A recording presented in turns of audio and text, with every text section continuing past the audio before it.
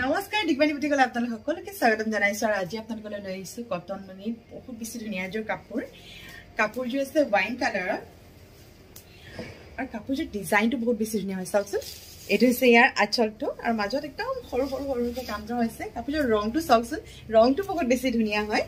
আৰু বিশেষকৈ আঁচলৰ যেটো ডিজাইন হয় সেইটো মোৰ বহুত বেছি পছন্দ আহিছে ভাল লাগিছে নে কাপোৰযোৰ মেখেলাখন আপোনালোকৰ লগতে দেখাই দিছো মেখেলাখনো ধুনীয়া হয় এখন হৈছে মেখেলাখন এখন হৈছে ইয়াৰ মেখেলাখন ভাল লাগিছে নে এখন হৈছে মেখেলাখন